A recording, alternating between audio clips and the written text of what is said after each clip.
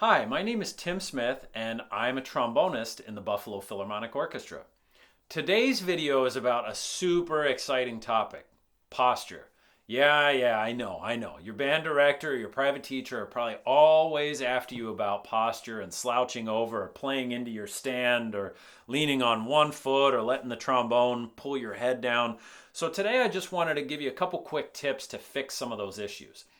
There's really no other issue, aside from maybe breathing, that young players struggle with that they can fix so fast and make huge improvements on their playing.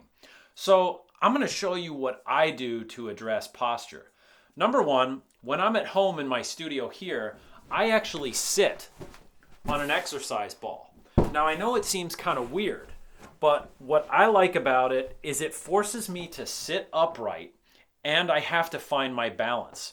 If I don't sit upright and I don't find my balance, down I go. I'm off the ball. So it's super comfortable and efficient, and maybe one day I'll spray paint it black and use it on the stage at Kleinhans. I don't know. Maybe it would be a big distraction. Anyway, so when I'm sitting, that's kind of what I'm thinking about, finding my balance, not leaning against the back of the chair, feet flat on the floor in front of me. When I'm standing, again, feet flat on the floor, about hip width apart, standing tall, looking straight forward. The trombone is a directional instrument, and by that I mean the sound goes where we point, right? So it's very important to point at our audience, not at the floor. And so many players I see playing down at the ground. Yeah, doesn't sound so great, right?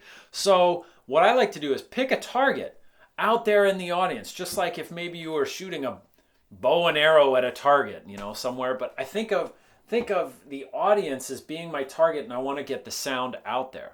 Now, the other important thing to remember is where your music stand is. I see a lot of players playing right into their sheet music. Well, that's a problem because you can't see anything else, and you have to be able to see the conductor and your colleagues, and your sound is coming right out and going right into your sheet music, so it's being blocked. The other thing is you're going to smack into your stand with your slide, which is embarrassing. It could damage your trombone, and you could actually get some slapback from that and pop you in the face, which is really going to hurt. So what I like to remind my students to do is play on the left-hand side of the stand, get the slide out from underneath the music stand. If you have to move your music to the left-hand side of the stand, go ahead and do that. I know sometimes in a band room we have to share stands or there's just not enough space, but whenever you can control your environment, you have to do that, right? Okay, so you gotta sit tall, you gotta aim where you want the sound to go, and keep your slide and your bell on the left-hand side of the stand. Now, when it comes to holding the trombone, I like to think about the L shape, which is your grip right here, okay? You might have a different looking trombone. And what we don't want, even though we're in Buffalo, what we do not want is the chicken wing.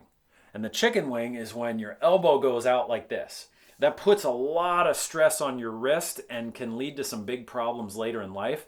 But I like to think about this forearm being a pillar of support, just like you would see a pillar on the front of a house helping to hold up the porch roof. So think about this being a pillar of support, and keep the forearm closer to up and down than side to side. That's really going to help, okay? And then for the right hand, the way you grip your slide, I call it the slide cradle. Or the other thing you could do is think about, the symbol for cash, right? We all like cash. So you rub your thumb and your forefinger and your middle finger together. If I take off my slide, that's where the slide should sit, right there, and the thumb goes on top. And the great thing about that is it keeps my hand and my wrist nice and limber and flexible. It doesn't lock up the fist. Sometimes you see young players holding the slide like this, and that actually just gives me joint pain thinking about it.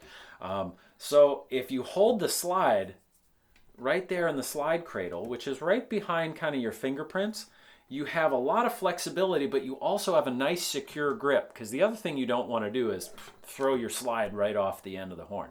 So I hope a couple of these quick tips really help you out, and you tune in. I'm going to be making a few more videos, and I hope you find them helpful. Thanks so much.